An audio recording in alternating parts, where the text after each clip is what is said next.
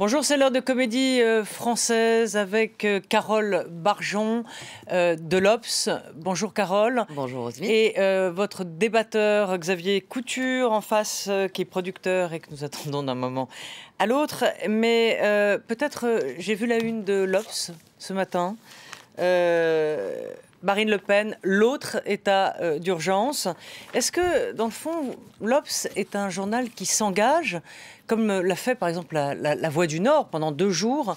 Eh bien, ils ont dit clairement leur refus du Front National. Évidemment, l'Obs, qui était avant le Nouvel Observateur, est un journal engagé depuis sa création, engagé au départ contre la guerre d'Algérie, puis derrière la deuxième gauche, notamment avec Michel Rocard et Jacques Delors. Donc c'est une tradition ancienne, et bien entendu que la perspective de voir le Front National gagner une, voire plusieurs régions, nous inquiète.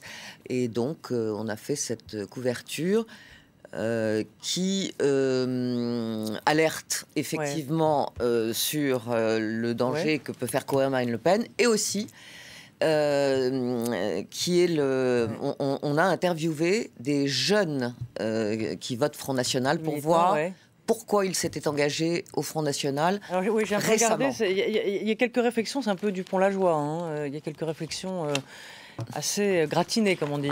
Xavier, est-ce que vous comprenez, et vous, en tant que... non, vous êtes producteur, mais vous avez dirigé des chaînes, des rédactions. Est-ce que vous comprenez qu'un journal s'engage ? Non, le fait qu'un journal s'engage, ça ne me choque pas. Le fait que l'Obs, qui a quand même une tradition de gauche, qui a été créée à une époque où les engagements politiques, et en particulier en termes de politique internationale et sociale, du Nouvel Obs de l'époque étaient connus, ça ne me choque pas. Ce qui me choque plus, c'est parce que nous sommes dans une culture de l'insignifiant, ou en tout cas du signifié insignifiant.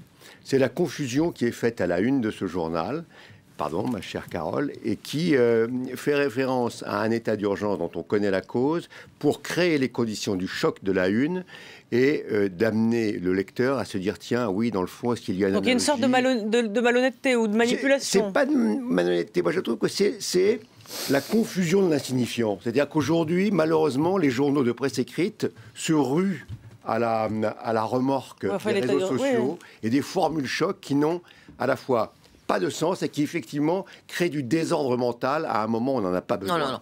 Les couvertures des magazines ont toujours fait des titres choc, parce que c'est le principe même d'une couverture. Il faut. C'est assez récent, ce choc-là. Mais alors quelquefois vous pouvez dire certains sombres. Qu'est-ce que ça a de commun ? Certains sombres dans le racolage. Là, je pense que c'est pas du tout le cas. Qu'est-ce que ça a de commun ? Le risque d'une région passant sous contrôle du Front National avec l'état d'urgence et les causes de l'état d'urgence. Vous n'en savez rien. Carole, dites-moi quel point de commun ça a. Honnêtement, visiblement, oui. Je ne suis pas du tout, moi, en accord avec ces amalgames, ces confusions journalistiques qui placent des sujets d'une gravité extrême en situation de confusion pour le lecteur. Est-ce que l'état d'urgence mérite, est-ce que le Front National mérite d'être accolé à ce que sont les causes et les conséquences de l'état d'urgence que nous vivons à cause du terrorisme? C'est une formule, Xavier. Oui, cette formule, je la dénonce. Non, mais je me permets de trouver que c'est un amalgame, qui est un amalgame journalistique un peu racoleur et un peu à la remorque des réseaux sociaux. On va parler mais pour autant, le sujet est très bien fait. Et moi, j'ai lu les papiers, les interviews sont formidables. Vous avez trouvé des gamins qui, effectivement, expriment leur volonté de rejoindre le Front National pour des raisons qui sont effectivement assez café du commerce, c'est vrai, mais qui, en même temps, je trouvais c'est très intéressant. C'est une enquête sur effectivement les électeurs. Et l'Obs donne la parole à des gamins, à des jeunes à qui on ne donne jamais la parole sur ce type de sujet. Et du coup, c'est à l'intérieur extrêmement signifiant. Donc je pondère ce que je dis sur la une. Merci. Bon, donc on peut passer cette fois au vrai état d'urgence. On a le sentiment, on fait vite parce qu'après j'aimerais qu'on parle des régionales, mais ce vrai état d'urgence donc commence à susciter beaucoup d'inquiétude. Il y a eu des bavures policières, on l'a dit. Est-ce que, voilà, aujourd'hui, la fin de cet état de grâce, on va dire, de l'émotion nationale, du tournant sécuritaire qui a été visiblement très apprécié par la population, puisque Hollande Hollande a fait un bond extravagant de 22 points. Aujourd'hui, c'est en train de se retourner. Vous sentez une inflexion? Si vous voulez, il y a effectivement des interrogations qui montent parce que l'état d'urgence, tout le monde l'a accepté. Hein, ça a été voté à l'Assemblée à 99%. Donc, il n'y a pas forcément trop de problèmes de ce côté-là. Encore que, comme vous l'avez rappelé, il y a des bavures et qu'il faut effectivement faire attention. Le problème, c'est qu'on apprend que le gouvernement voudrait maintenant un état d'urgence à 6 mois. Donc là, on ne voit pas très bien quel est le propos. Et là, du coup, je pense que les défenseurs des libertés publiques vont les entendre. On commence à les entendre, bien sûr. On voit, en plus, on ne voit pas très très bien l'intérêt, honnêtement. La loi de 55 permet l'état d'urgence, ça a été voté. On ne voit pas très bien ce qu'il faut ajouter de plus. L'état d'urgence permanent, inquiétant Je crois que là, on est dans une manœuvre qui, malheureusement, me semble un peu politicienne. C'est-à-dire que tout le monde aura... Enfin, personne, d'ailleurs, n'a noté que dans le temps qui est le nôtre, qui est celui de l'état d'urgence, de l'élection régionale avec les risques que peuvent, au plan politique, représenter les prises de pouvoir du Front National. Dans le même temps, il y a eu l'annonce de l'augmentation du chômage, qui est record. On a pris 42 000 et c'est passé absolument inaperçu. Absolument. Donc la flexibilité et l'opportunisme du chef de l'État, qui ne sont plus à démontrer, l'amène à valoriser ce qui, dans son entourage, Macron, Cazeneuve, sont des ministres qui plaisent à un électorat plus large et qui va draguer un peu à droite. Donc on est dans un système où le sécuritaire devient un élément de la politique intérieure qui déborde largement le cadre de la sécurité. La preuve, le chômage augmente. Si j'ai bien compris, le président de la République avait dit que si le chômage continuait d'augmenter, il ne se représenterait pas. Et dans le même temps, il prend 20 points dans les sondages. Cette absurdité-là, elle repose aussi sur les grands cris politiques internationales et de politique intérieure. Mais les attentats ont tout changé, Xavier. C'est vrai, il a changé la donne nationale, il a changé la donne internationale diplomatique. On l'a vu, des changements de pied, parfois à 180 degrés.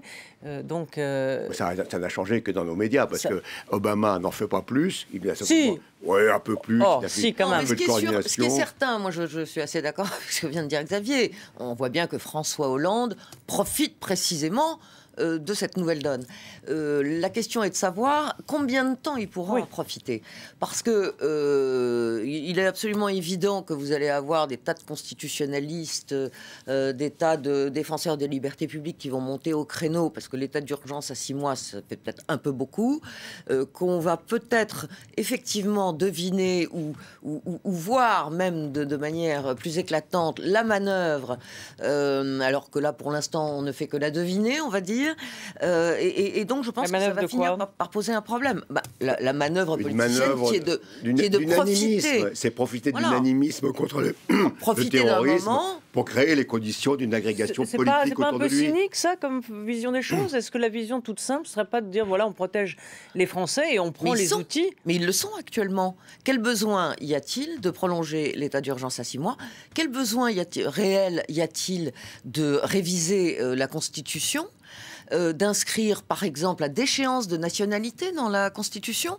En quoi est-ce que ça va empêcher des terroristes déterminés de se faire sauter?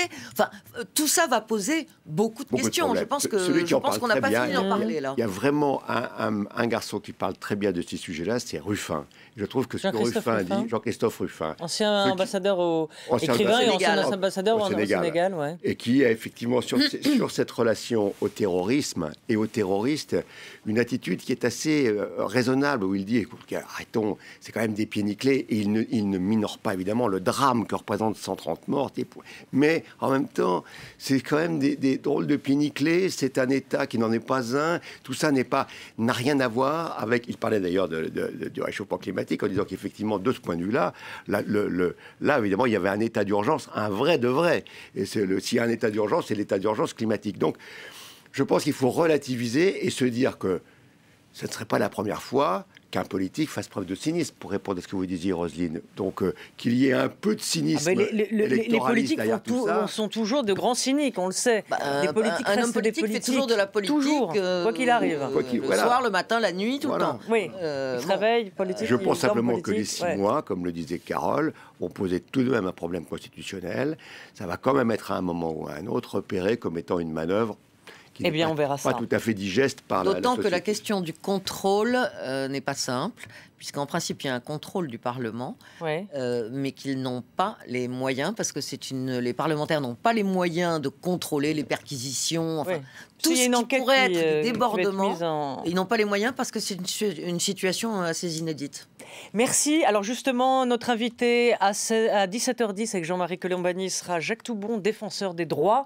On en parlera avec lui. C'est à 17h10. Et puis ensuite, notre deuxième invité, Gilbert Collard. Voilà, Mouvement Bleu Marine, donc Front National, deuxième invité. Je vous donne rendez-vous à 17h10. Merci à tous les deux et à très vite.